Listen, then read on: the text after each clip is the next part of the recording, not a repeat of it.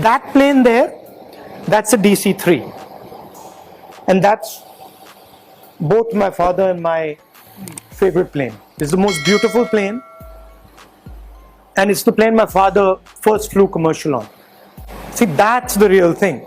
In fact, I've sat with him in that plane when he used to fly it. That's a King Air. That one. I don't remember this exact one, but generally whenever I was in a plane or a helicopter with my dad, I was put into the cockpit. What he'd do is he'd ask me about all the instruments and ask me questions, and we'd do the flight check together. So we'd walk around the plane, and then he'd ask me, okay, so what's that and what's that and what's that. And then later when I was in college, I learned how to fly. I remember we once went to Jaipur, Udaipur, and then we went to Bombay, and then we went to Srinagar as well. It was very exciting because these were all normally early morning flights. So sometimes it would just be a surprise. He'd come into my room. I remember once he came into my room at about 3:30 in the morning. He's like, okay, get ready. So I was like, what is this? Get ready. So he didn't tell me why or anything like that. So I was like, okay. I had a little aluminium case this big. I packed it with my shirts and my pants and my shoes. And then I remember walking out in the dark and going. So we were going on a flight. And then I remember I sat in the jump seat. Those days it was pre 9/11, so you could sit in the jump seat. And I remember sitting in the jump seat of a big plane for the first time, and him pointing out different things, and then starting the engine, which for us mechanical people is fantastic. So I can still remember it. And then there was a problem.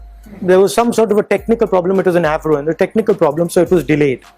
So I spent quite a lot of time in the cockpit while my father was trying to fix the problem on the ground.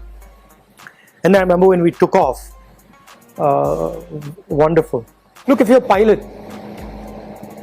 that's a risk you take. I mean, that's just something that you take it. So my father told my uncle, because my uncle was flying a very particular type of plane, a Pitts Special. It's a very aggressive plane. My father told him that, don't do this. My uncle really didn't have the experience. My uncle had similar hours to what I have, about 300, 350 hours. And he shouldn't have been flying that plane. And he flew it, and that's what happens when you don't have the experience and you fly. It's easy to kill yourself. Yeah, my mother was worried. So every time my father would go on a flight, it would be, my mother would have this record playing in the background that he's on a flight, it's so dangerous, and she'd be worried and she'd be transferring the wire. Then once there was a problem. It was sometime, it was on the Kashmir.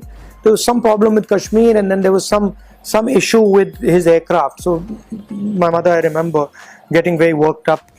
Pilots have a very particular ability that comes from their training. And it is this idea that you have to move from a 30,000 foot vision to details in the cockpit. If you lose track of details in the cockpit, you run into trouble. And if you lose track of the 30,000 foot picture, you run into trouble. So a pilot, and I am one, we move from these two spaces very seamlessly and very quickly. Pilots also, when they fly, their imagination isn't blocked by roads, by railway lines. Their imagination is at 30,000 feet, so they have this ability to see large systems. And this is what really helped my father. I could see this process taking place where he would go and meet people, get into their details, understand their details, and then instantly move to 30, 40, 50,000 feet and look at the big picture. And his work was constantly moving between these two perspectives. And always understanding that imagination can bridge anything. So that to me was a very powerful thing that my father had. That's the A3 Airbus, A320. One of his big regrets was that he left the airline and couldn't fly the bigger jets. That's a fighter plane, so I think both of us would have actually loved to do that. Didn't really get the opportunity.